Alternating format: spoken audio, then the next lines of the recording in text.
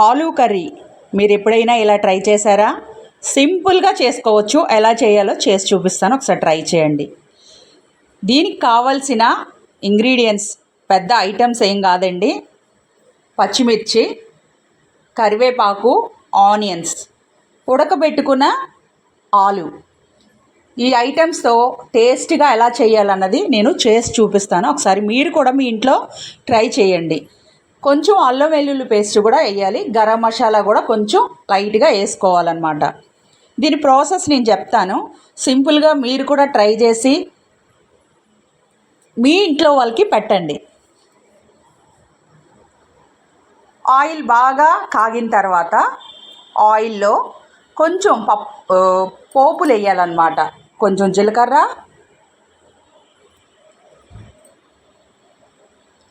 అవి పోపు దినుసుల్లో బ్లాక్గా ఉంటాయి, ఐడియా రాదు. అవి బాగా కాగిన తర్వాత ఈ పచ్చిమిరపకాయలు, ఉల్లిపాయలు, కరివేపాకు దీన్నేసి బాగా ఫ్రై చేసుకోవాలి.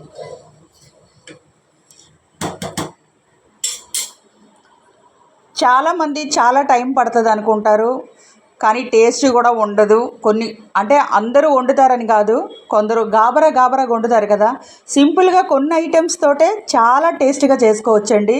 ఒకసారి మీరు కూడా ట్రై చేయండి. ఇది ఎంత టేస్ట్ ఉంటుందో కామెంట్లో నాకు చెప్పండి. ఆనియన్స్ బాగా ఫ్రై అయిన తర్వాత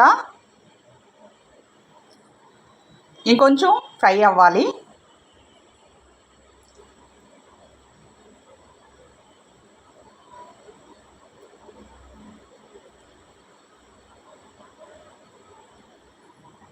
చూసారు కదా ఎంత బాగా ఫ్రై అయ్యాయో. ఇప్పుడు మనం ఇందులో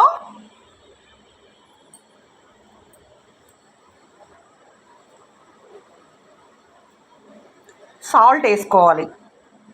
సాల్ట్ కాదు, అల్లం వెల్లుల్లి పేస్ట్ వేసుకోవాలి. కొంచెం నేను రీల్ తీస్తున్నాను కాబట్టి కొంచెం కంగారులో చెప్పాను. ఫస్ట్ అల్లం వెల్లుల్లి పేస్ట్ వేసుకోవాలి. దాన్ని బాగా ఆయిల్లో ఫ్రై చేసుకోవాలి. పచ్చి వాసన పోయినంత వరకు కూడా, అది బాగా ఏగినంత వరకు ఆయిల్లో బాగా ఫ్రై చేసుకోవాలి.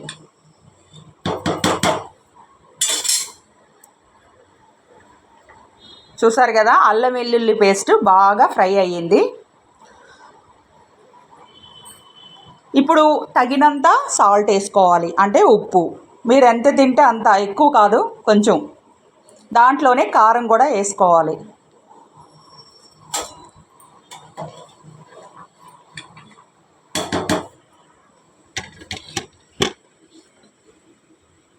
దాంట్లో కొంచెం పసుపు.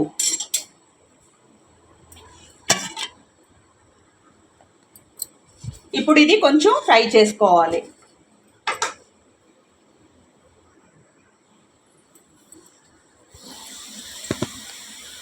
ఇప్పుడు ఇందులో మనం ఉడకబెట్టుకున్న ఆనియన్స్ అందులో వేసుకోవాలన్నమాట. ఇది కూడా బాగా ఆయిల్లో ఫ్రై చేయాలి.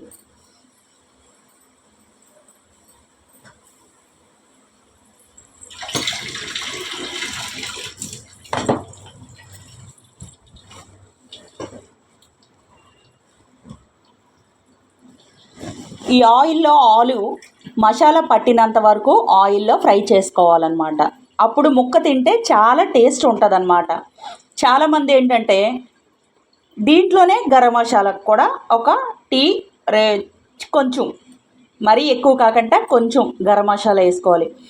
గరం మసాలా అంటే ఆల్రెడీ నేను చెప్పాను కదా, మా ఇంట్లో దాల్చిన చెక్క, ఇలాచీ, లవంగం, ఎక్కువ ఘాటు మసాలా లేనండి నేను. తర్వాత దాంట్లోనే కొంచెం పుదీనా, కొత్తిమీర వేసుకొని ఇవన్నీ మంచిగా ఫ్రై చేసుకోవాలి.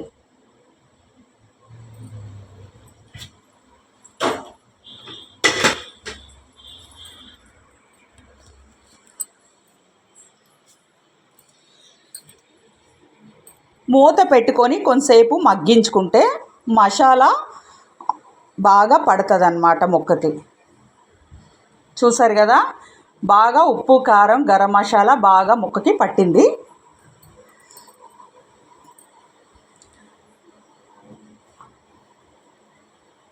ఆలుగడ్డ ఉడకబెట్టేటప్పుడు మొత్తం మెత్తగా అయిపోయినంత వరకు ఉడకబెట్టకూడదండి. 50% మాత్రమే ఉడకబెట్టాలి. తర్వాత ఆయిల్లో ఫ్రై చేసుకునేటప్పుడు మిగతా కొంచెం ఆయిల్లో ఫ్రై చేయాలన్నమాట. అప్పుడు చాలా టేస్ట్ ఉంటుందన్నమాట దుంప.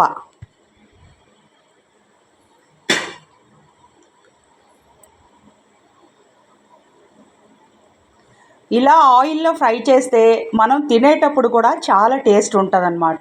ఇప్పుడు కొంచెం వాటర్ పోసుకోవాలి, ఇంకా కొంచెం దుంప ఉడకాలి కాబట్టి మనం వాటర్ పోస్తే ఆ వాటర్లో దుంప మసాలా, ఉప్పు, కారం, అల్లం వెల్లుల్లి పేస్ట్ కూడా ముక్కకి బాగా పడుతుందన్నమాట. ఉడికినప్పుడు లోపలికి టేస్ట్గా వెళ్తుందన్నమాట. ఇప్పుడు దీన్ని దగ్గర పడినంత వరకు కూడా మనం స్టవ్ పైన పెట్టుకోవాలి. చాలా సింపుల్ అండి, హెవీ ప్రాసెస్ కాదు, టేస్టీగా ఉంటుంది, సింపుల్గా అయిపోతుంది. మన ఇంట్లో కూడా తొందరగా చేసే కర్రీ ఇది. ఒకసారి మీరు ఇలా ట్రై చేయండి, చాలా బాగుంటుంది. మీరు నాకు కామెంట్లో పెట్టండి, దీనిలో ఏదైనా చూసారు ఇంకొంచెం దుంప ఉడకాలి, అందు గురించనే కొంచెం వాటర్ ఇంకినంత వరకు కూడా ఫ్రై చేసుకోవాలి.